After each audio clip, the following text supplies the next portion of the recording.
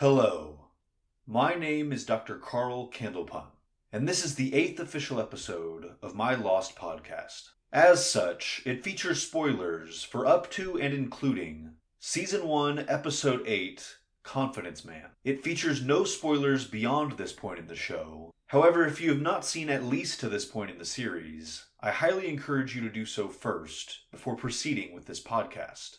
But without further ado, let's begin.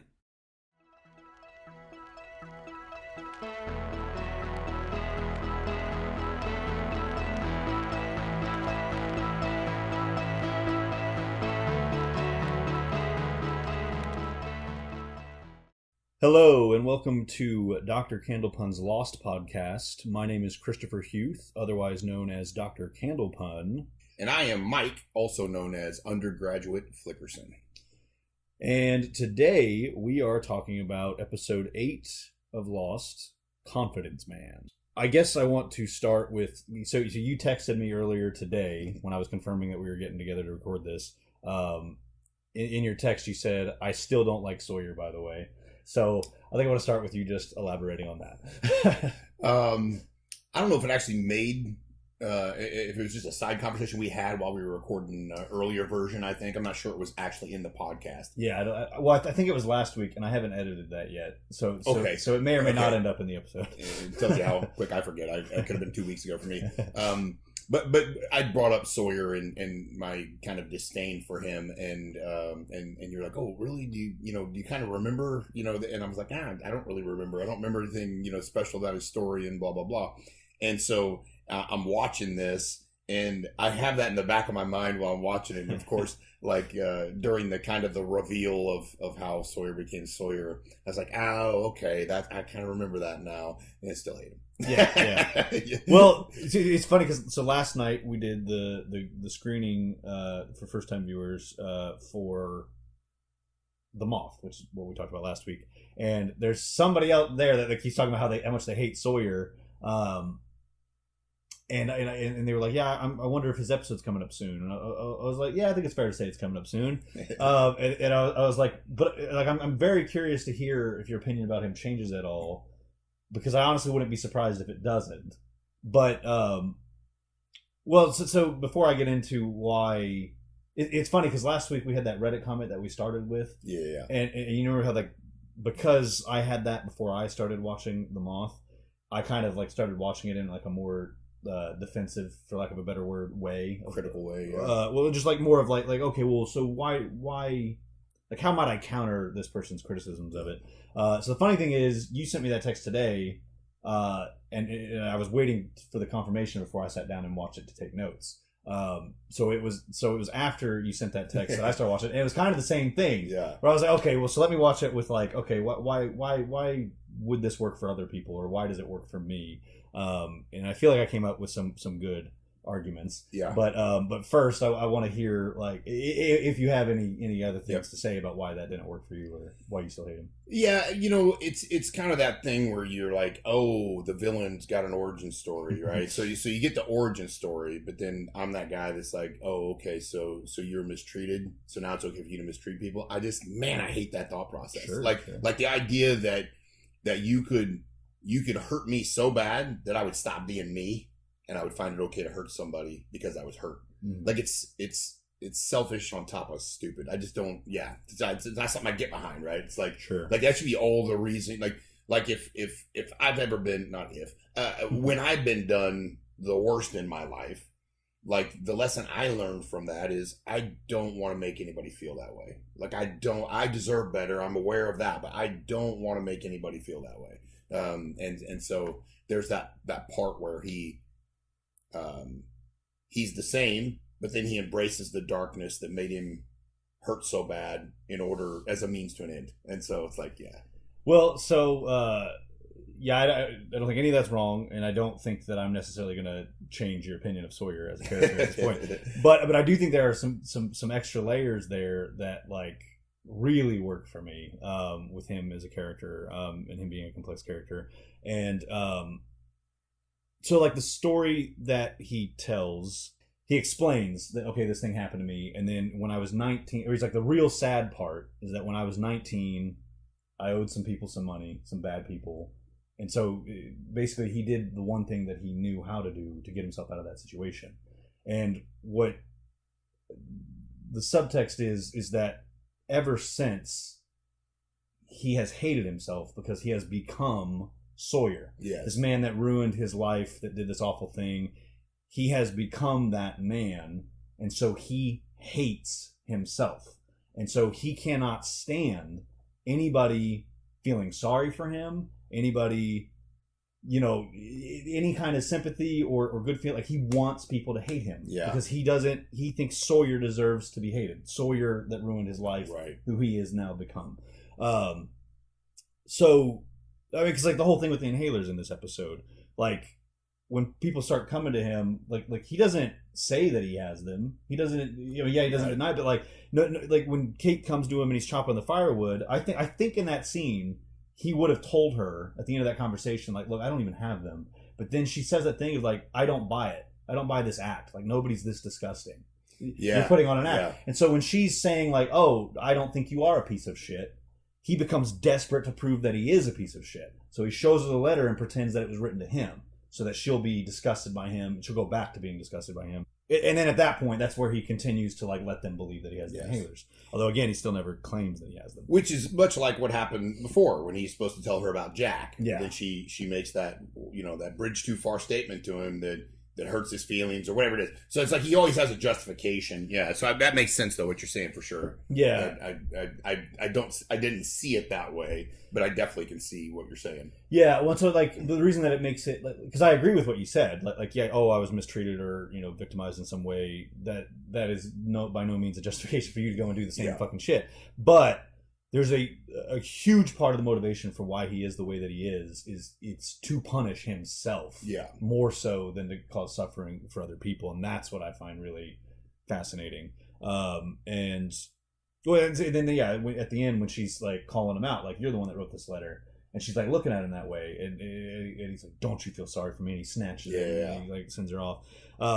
Just another illustration of that. But and not only all that, but like in the flashbacks, it's revealed that like, once he sees the kid, like he's not going to do it. And not only does he leave them their money, did you catch that he dumped his money? Well, not even his. The mobster who's going to fucking come try and kill him. If he doesn't give him the money and would the interest. So it was very much against Sawyer's self-interest to leave all that money there and walk out the door. So all that's to say, like, like for me, that's why even like this early on, like, I don't hate Sawyer. And then another element of it, like with the torture and stuff, and like when he's telling Jack to just let him die, obviously that goes back to the self-hatred and the Sawyer thing. Yeah. But like, he also really wants to prove that, like what he was saying to Kate in the last episode, that Jack's not so different from him. He's not so much better. None of them are like civilized the way that like Jack, early on, I think in the third episode, he's telling Jack that like, oh, you're back in civilization. I'm out in the wild. He's trying to prove this point to Jack that like, look, like, you're not so different from me. You'll fucking resort to torture. He's trying to convince him to let him die to prove that point. Yeah. So there's just so many layers to why he's acting the way that he is that, again, work for me. No, just, and then, if we're going to jump forward to the getting the kiss from Kate, knowing that he didn't have anything to give her anyway, that's another example of why, like, I hate that guy. but yeah, it still rings true to what you're saying though. That all still fits that fits neatly in the package. Well, and I think there's another layer to that too that does not in any way make it right. but like, again, he's trying, what he says during the last episode about like, the difference between me and Jack isn't so extreme. Like, what is it about him that you find so, like, I think he wants her to acknowledge or realize that she has some level of attraction to him. And so by getting her to kiss him, and I'm sure you saw, like, you picked up on the fact that she went a bit more into that than she needed to. Like it lingered and it kept going, and she kind of had to like stop herself. And so like he's right, and he was proving that point. But yeah, again, not that makes it right or justifies him doing that under false pretenses, but So another thing that I like about this episode is that, so like the past several episodes, which have been focused on specific characters, like, so it's like Jack, he kind of overcomes that insecurity from his father and accepts the role of leader. In the last one, Charlie kind of overcomes his demons with the heroin, and he destroys the heroin. He throws it into the fire. And in this one, like, it ends with Sawyer about to burn the letter, but then he doesn't. And like I said, like I mentioned before, like he kind of pushes Kate away when she's like feeling sorry for him. So it's like this is kind of the first. Well, so I mean, we had Sun where she didn't really overcome anything. You just kind of learned more about the context of her situation. There wasn't really anything that she overcame or redeemed herself for. And Kate's flashback episode, you just kind of learned how she got arrested. You didn't really learn anything about why she's the way that she is or what demon she might have.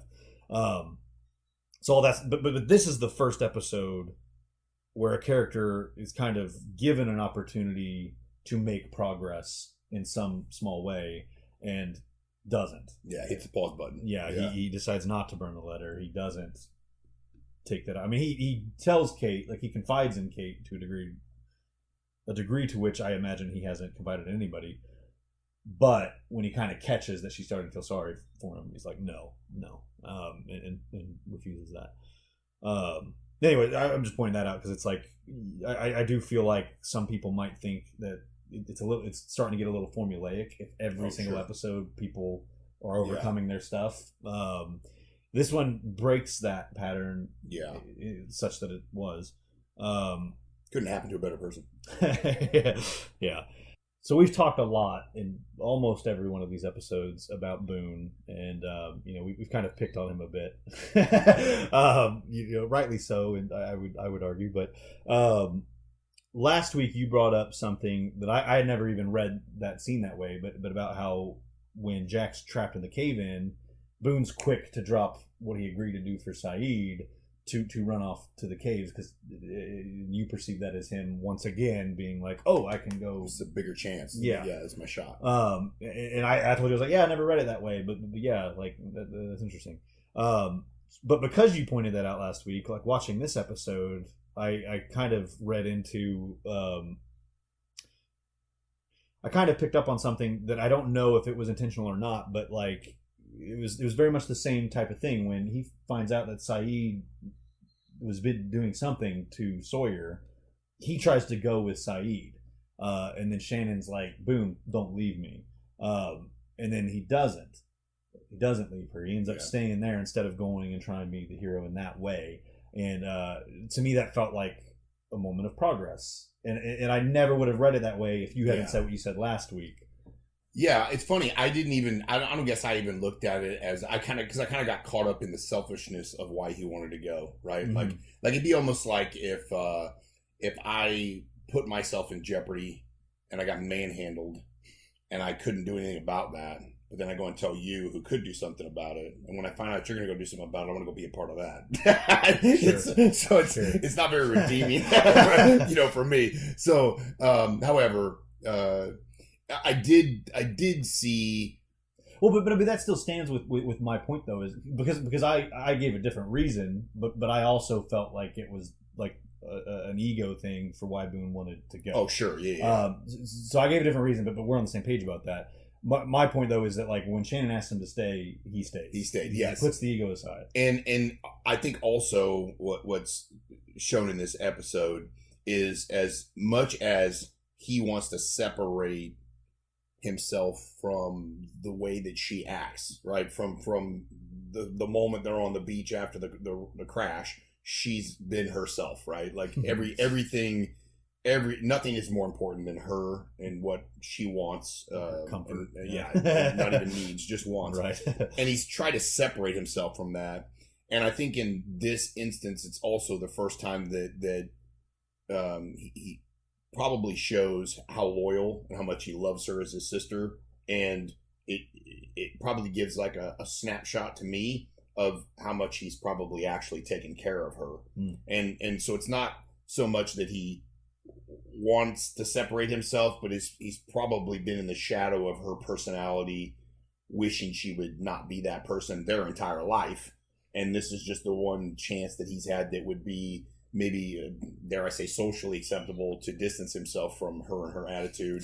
And no matter how hard he tries, he can't be who it is that he wants to be, or to be seen as that person. And in her moment of need, he snaps right back to the guy he's probably always been for her, which, from a family side of things, I certainly appreciated that. Yeah. I felt like it was a little redeeming moment for him. Yeah, very small, but small. Yeah. But I've never felt that way about that scene before. Yeah. And it's purely because you pointed out the thing last week that I did something. I'll tell you what. Again, this is the sap in me. But when Charlie is bugging Hurley about the peanut butter, and he's pressuring him like, dude, you gotta have some peanut. And I love the humor in it. Like, he's essentially like, bro, look at you. You're like, yeah, you ain't wasting away. You got something. You're hiding some Snickers or something, right? I liked that. But what's funny? What I found funny about that is, in my mind, trying to remember from 20 years ago, when I saw that, in my mind, I created this scenario that by the time they were done walking through the jungle, Hurley was going to have some soft spot and give him like a little squeeze packet of peanut butter. Like, I didn't realize while watching the scene that, here's no peanut butter, and it's going to lead to this scene, which I really appreciated from, like I say, just this love sap kind of way. It reminded me of two things about Charlie and Claire. Number one, I thought, like, super cool. Here's like recovered Charlie. He's already through his withdrawals, whatever. He clearly. Well, sorry. It's only no, it's fine. You bring up something that I want to point out, though, is that, like, this is only like the next day or maybe 2 days later after the last episode, so he would still be going through withdrawal symptoms. In this episode, we don't see that depicted. Like, he seems to be having periods where he's fine. But it's worth remembering that he is probably still struggling with it. And for whatever it's worth, I'm pretty sure that's not how withdrawals work. Yeah, but not to make him bad picking holes. So I apologize for not thinking about that. But yes, that's not a realistic representation of actual withdrawals. One way or another, it's not realistic. Either he is all the way through it, and which isn't realistic, yes, because that's way too quick. Or he's having a good moment, moment, and that's not realistic. So you've crapped all over my thought process. So what I'm saying is, like, maybe you're right. Maybe he is through it. Maybe that's the way the show's depicting it, is that he is through it, even though I was assuming he wasn't, because I didn't find that realistic. Regardless. So the peanut butter, which the withdrawals was not my point, but just the idea that he would not be able to get her what he sought to get her, knowing how happy that would make her in this miserable situation. And this rocker dude that's been addicted to heroin gets this idea that, I'm taking this empty jar. And it's the kind of thing, like, that's the kind of romantic thing, right? That I think most women would appreciate, in the worst situation, if their husband could do something like that. So I thought it was kind of cool. And then when he did it, I was like, oh yeah, that's right. He pretends that peanut butter, and it was, however, as much as I liked it for a moment, I was just like, yes, Charlie's fingers are disgusting. Like, keep that out of the pretend peanut butter. But then, the other piece of that, and not to go, too deep on it, I think it was at that point that I realized how much, probably 20 years ago, much like that moment, like, oh man, I want them to be together. I want Charlie to be her dude, and so I like the way that he has, seemingly for unselfish reasons, at least at this point, unless I'm forgetting something else, like he's attached himself to taking care of her, and she's accepted that, so I thought it was pretty cool. But I thought it was a very cool gesture. Yeah. But I like it too, because it's like they're, he tries to find this thing to make her happy, and he can't.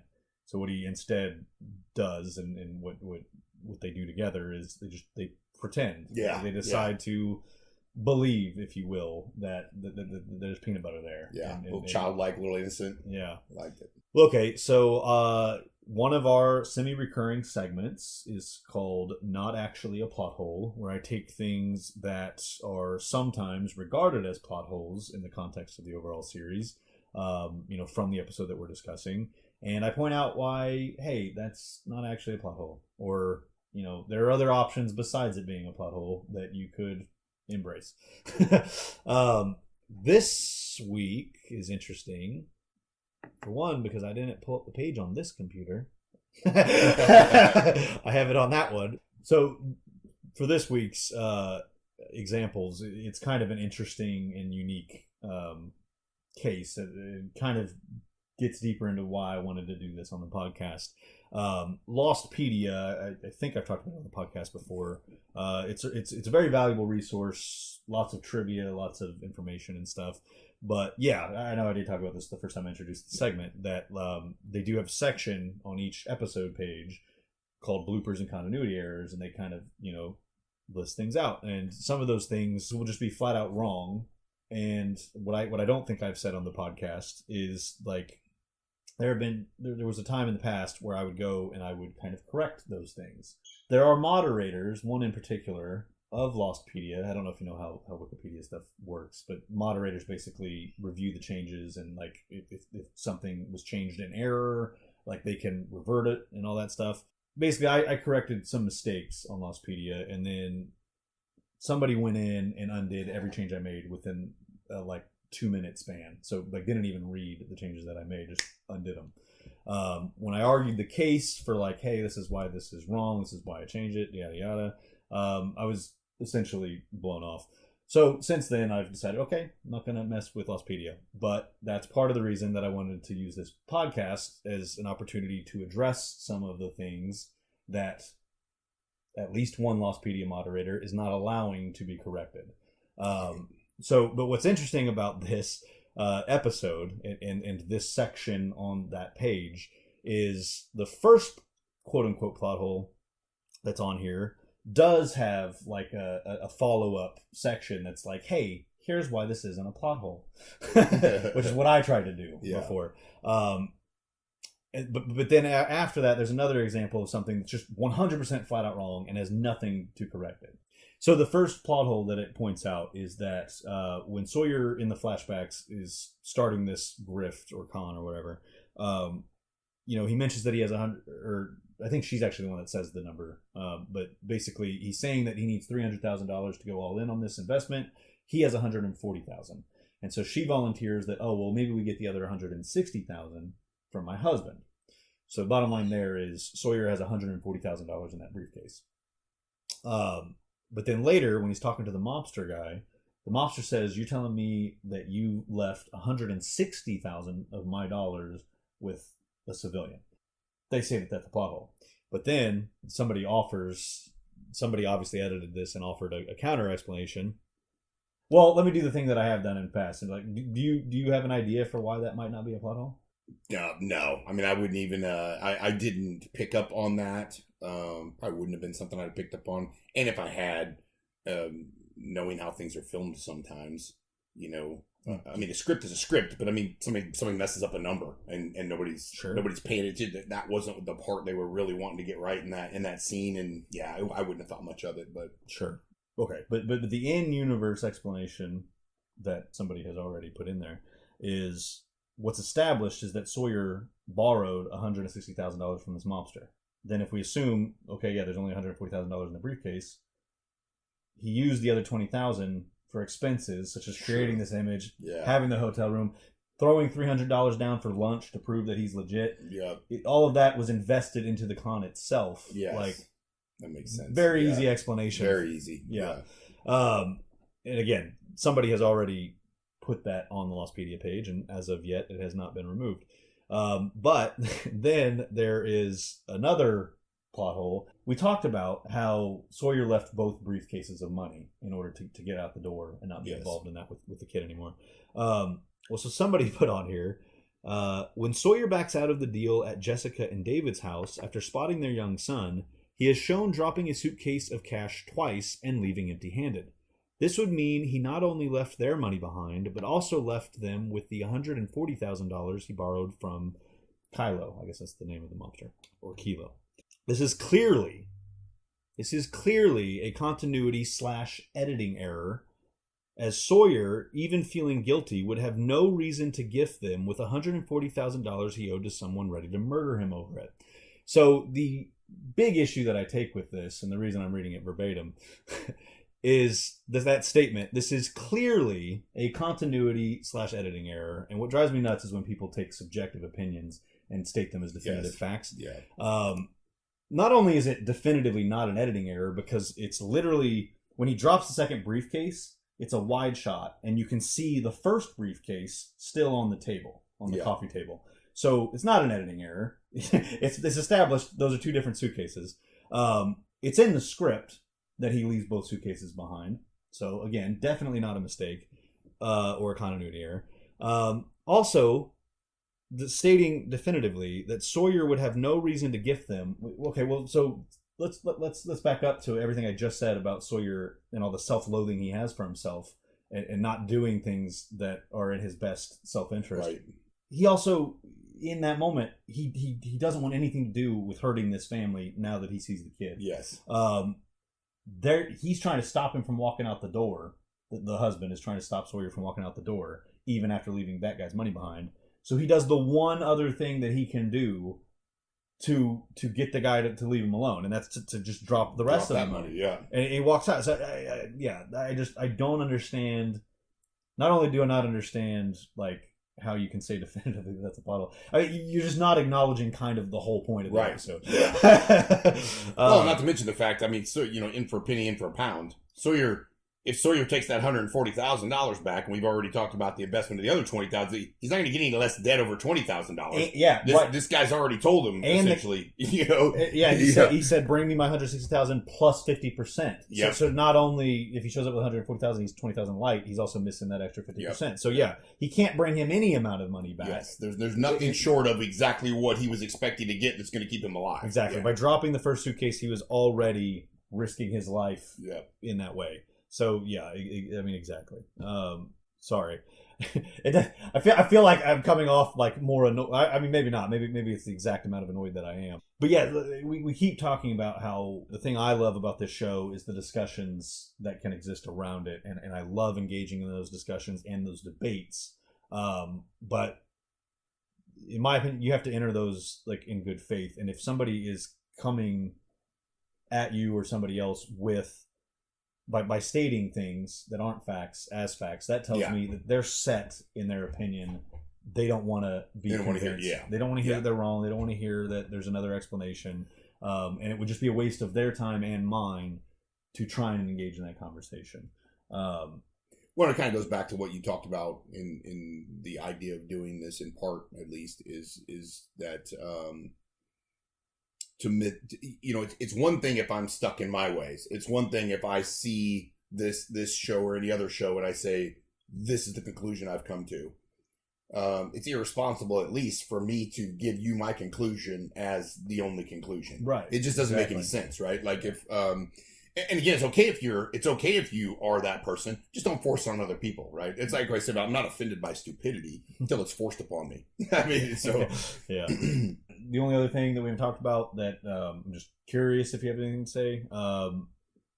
Sayid obviously really comes to believe in this episode that Sawyer is the one that knocked him out, and that's a big part of why he wants to torture Sawyer. And a lot of that comes. First he doesn't think it's possible that Sawyer could have done it, and then Locke kind of makes the point about the cigarette. Yeah. Locke's a bit of an instigator in this one. Gives him the knife that ends up stabbing Sawyer. Yeah, true. I guess so by the end of the episode, it's not resolved who that was, or whether or not it was Sawyer. I kind of asked you last week, but now after what happened in this episode, any more thoughts on who might have done that, or if Locke was right about it being Sawyer? Yeah, I didn't remember, until I saw this episode. I didn't remember there was ever this suggestion from Locke or anyone else that somebody on the island might have done it. I still... You mean somebody in their group. Obviously. Somebody in their group. Somebody a little closer to home. It's a bridge too far for me to go like, oh, Sawyer's so happy with his existence right here. The last thing he wants is them rescued. So he's going to go knock out Sayid because he might get this. I'm sorry. I mean, I'm not the smartest guy when it comes to comms or anything else. There might be somebody with Sayid's plan to even triangulate to find out where this signal's come from. It's like, that's not how triangulation works. I mean... It probably is, but if I am if I am Sawyer or anybody else, and my thought process is like, yeah, I hope we don't get rescued. I'm not the guy who's gonna be like, that plan's so good, it's probably gonna work. I have to stop it. To play devil's advocate a bit, if we assume that it's somebody else who had such a motive, like not wanting to get rescued, them not knowing enough about how this works might explain why they take, like, if maybe they think it's a better thing. Yeah, maybe they're like, this dude's so smart, it's 100% gonna get us rescued. Yeah, sure. Right. And then so if we just want to run down that rabbit hole, like who wants to stay on that island? I mean, obviously you could go Kate. Kate's got prison in her future. If she gets back. Could be her. Man, who else? This could be fun. I mean, frankly, we don't know Son's wife. Son's husband. He's a nice lady, Jen. We don't know Jen's. You know, we know he went kind of dark working for Son's dad, right? Like maybe he'd have a vested interest in not going back. Or you could have a different motive too. We're going down the rabbit hole of who would have the motive to want to stay on the island, but like, keep in mind that the episode before Sayid's attacked, Sayid's the one that handcuffs him to the thing. I mean, if Jin's a vengeful guy, which, you know... Yeah, maybe he has nothing to do with wanting to stay on the island. Maybe he just wants to... Maybe he had no idea what Sayid was doing and just saw an opportunity. Like, Sayid's off alone. Guy's heading off into the woods by himself. I think I'll follow him. Yeah. Now, that said, playing devil's advocate against my own devil's advocate, Sayid did say in this episode that when he woke up, the transceiver was destroyed. So that would seem to suggest that whoever did it was trying to stop him from doing exactly what he was trying to do, and that it wasn't just like a I hate Sayid type thing. So again, just making points and counterpoints for you to consider. Did you have any other guesses about who might have done it and why? You know, again, just going with my old brain, having not watched, this thing since 20 years ago. I mean, I'm just assuming it's just somebody who was on the island before them. Oh, okay. And but I can't wrap my mind around. It's like, okay, cool. So you knocked them out. Like, what was that? Just like a little teaser, like, hey, we're here. Like, you didn't drag him off, take him into captivity. I would think that if you were going to take the time to, knock him out. I mean, unless it's psyops, right? Like, you knock him out, he goes back like, hey, who did it? And you're kind of enjoying the show from out there, or you want them to be like, hey, I think there's somebody else on this island. They're knocking people out when they least expect it. I don't know why you don't just take that dude and have everybody talk about the fact that he's gone. Drag him off and have everybody sitting around like, did anybody see Sayid? Yeah. Nope. Psyops. Okay, so obviously we've been doing our fan mail section, which I've been calling communications from the outside world. Also, I want to be clear. When I say fan mail, I feel like it makes it sound like I'm saying fans of the podcast. When I say fan mail, I mean from fans of Lost. But so obviously we've been doing that every episode. And the last couple of weeks, I've tried to post on Reddit. I've been doing a bad job of waiting like till too close before we record the episode to post the Reddit stuff. But that's why last week we only had one. This week I also just posted it last night. But basically I was looking for like, hey, does anybody have thoughts on this episode? Do you remember the first time you watched it? What were your opinions of it then versus now? Have they changed at all? What were your thoughts on this reveal? All that good stuff. And then I put at the end, important note, I'm looking to share other people's perspectives on our 20th anniversary podcast. If you'd rather your username or your comment as a whole not be shared in that medium, please include that in your comment. So, unfortunately, and this is just, again, I didn't give it enough time. If you post on certain times of day, like, people just won't see your post. We didn't get anything as far as, like, opinions on the episode. We did get one comment that I do want to address. Is more of a criticism of me posting things like that on Reddit.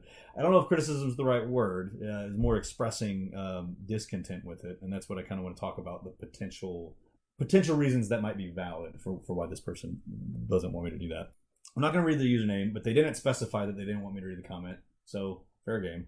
What they said was, it's an interesting discussion that would be fun to participate in if it weren't just for the sake of giving someone else content for a podcast. So what I asked them, because I found that interesting, I asked Do you mind if I ask what it is about the podcast element that suddenly negates how fun a discussion it is to participate in? For me, one of the two biggest reasons for doing this podcast is to try to recreate and capture the types of discussions around Lost that have always made it such a unique viewing experience. If you were to check out the podcast, I don't expect you to, you'd find my co-host and I aren't hurting for content when it comes to talking about the show. But we're just two people. In order to better illustrate the types of mindful conversations the show can generate, it would be nice to gather a wide range of diverse perspectives from first-time and veteran viewers alike, which is why I'm making these posts. I am sorry this offends or in some way bothers you, and I am genuinely interested in hearing why that is. But regardless, I thank you for commenting. Somebody else responded, ignore that person. They're known to be a bit of a contrarian type around here. But I was hoping that they would respond with like, well, here's why. Yeah.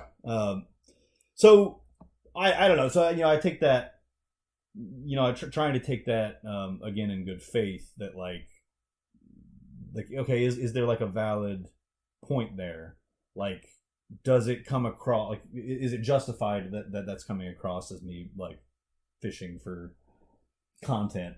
I mean, if you were, I don't know, if you were a 9-year-old starting a YouTube channel, it would make sense. I mean, you know what I'm saying? You're a grown man with thoughts of your own. Or if our podcast was literally just us reading people's comments and being like, oh yeah, comment.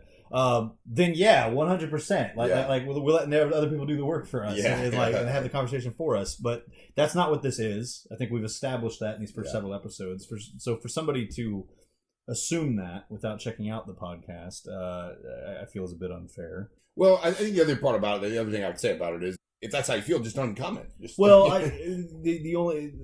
I wouldn't classify this as a defense of this person, but the only thing I can think of for what they may have hoped to get out of it is they may be annoyed with seeing posts like that and feeling like oh, this person's just trying to get somebody to do this work for them or whatever. So let me voice my discontent with that. Which, gosh, dog. I mean, just the internet at large, though, right? Like, if that's what bothers you, I'd probably hit the power button. And but like, my thing is like, I don't take a particular issue with somebody wanting to voice that criticism or that discontent. I just want you to kind of elaborate. Like, what is it about that? Like, is there some other version of me doing this that would be more tolerable to you or whoever else may take issue with it? Is there a way that I can illustrate outside of the podcast itself that the type of conversations that we're trying to have and why we're trying to do that? It's not just like, hey, point out things for us. Watch this episode and send me a short breakdown of what I should talk about. Because that's the thing. if that's what I thought somebody was doing, I also would take issue with it. I don't think probably wouldn't tell me take issue with it. Probably just not answer the Reddit. Exactly. I probably wouldn't leave a comment about it, but I guess I'm bringing that up partly because we had nothing else, but also because I just wanted to talk about like maybe see if you had something for like, okay, maybe there's a better way to do this. Or maybe somebody watching or listening to this, might have something, that I'm not seeing as far as like a better way to handle stuff. Well, I think if nothing else, I mean, like you said, we literally didn't have anything else to talk about. So I think it is kind of cool to talk about that. And somebody who appreciates the podcast, things that you've done far beyond what we're doing here, they might be like, oh man, I've had this happen before. This is the thought process at large, not just one person. There's a subgroup of people on Reddit who feel this way because they've seen this happen or they've seen it turn into this in the past. Right. And to this person's point, if that's what we were doing, I could completely get that you'd be like, who's watching this? Like, why did somebody do all your work and then just watch you talk about what they've done? Yeah, that wouldn't make any sense. Well, and another reason that I thought it would be good to bring up and talk about on here is I thought it'd be a good first opportunity to illustrate that we're willing to, like, you don't have to have something positive to say about us or the show or the podcast. Like, if you have criticisms of the show or us or the podcast, we were more than willing to read those on air and talk about them. So if those are the types of comments that people want to send in, either on the YouTube channel or at the email address dr.candlepun@gmail.com. It's just another example of feedback that you guys can feel free to submit. If I have questions about what it is exactly, if I'm looking for some kind of clarification on what it is that you're criticizing, I will respond and maybe try and clarify that. But I'm going to start my own follow-up podcast, and I'm only going to have angry responses. This is going to be completely out of pocket. Yeah. Well, and going back to when we were first starting this podcast, and I originally posted on Reddit saying like, hey, we'd like you guys to be part of this. I had a lot of people that were really excited about that idea, and granted, there was a misconception that we were going to be able to have them all like appear live on the show. Yeah. And we've talked about how maybe at some point we'd like to do that. But we get a world tour. But my point is like people were interested in being involved in some way, and that is still what I am trying to make happen, is to have people involved. Again, like if they don't feel like having their written words read out, if that doesn't feel like they're involved, send in audio messages, send in video messages. And again, once we get near the end of this first season, we'll be way ahead of the release schedule. And so we'll be a lot more flexible with our recording schedule, and we can try to have people on live. We would love to do that. I think the last thing I'll say about it is like when you first brought that part up, I don't know why. I hope we get to a point where more people make comments, because I enjoy it. Like I enjoy the discussion around the little pieces they bring to the table. I think it sometimes it comes across to me as potentially more interesting than anything I would have just come up with on my own anyway. So I do really appreciate it. I hope it goes up. It is, yeah. It is my favorite part. I mean, again, last week, we started off because we had a really good comment. Yeah. So we started with that one, and that ended up dictating the flow of our entire conversation with the episode, and it turned out really well. I'm super proud of that episode. And go all the way back to the first one. Was it Ben from across the pond? Yeah. Again, I was so stoked when he left his comment, and like that was fun talking about it. Yeah. Hope to hear from him again. Yeah, I'm sure you will. I'm not begging for content, Ben. Get to work on this for us, Ben. Come on. Okay, so that's everything we have for Confidence Man. Next week we will be coming back for episode 9, Solitary. Hope to see you then. I would now like to give a special thank you to the currently active donors. These include candidate number 90, Ben Ward, candidate number 108, Jeffrey Winslow, candidate number 69, Brian Phillips, candidate number 32, Chuck Boyd, and candidate number 341, Hans. If you too would like to become a candidate, you can do so for as little as $1. One-time or recurring donations can be set up on Ko-fi.com/Candlepun or Patreon.com/Candlepun. A donation of any amount will get you credited in this podcast and added to the candidate wall, which will be displayed in all video versions of the episodes of this podcast from that point forward, even once you're no longer donating. I would also like to take this opportunity to thank the multiple people that have donated equipment and resources that are used in the production of this podcast. These include Mary Mullins, Brandon Huth, Charles Huth, William McMahon, and Charlene McMahon. Until next time, namaste and good luck.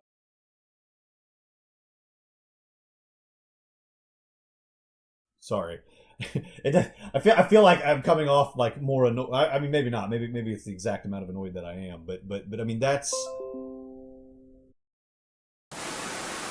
To like this video, click the thumbs up. Or, if there has been an incursion by the hostiles, click the thumbs down. To leave feedback, enter a comment below. To be notified when more videos arrive, click the circle and then select the notification bell. To view previous content from this channel, click either of the two boxes.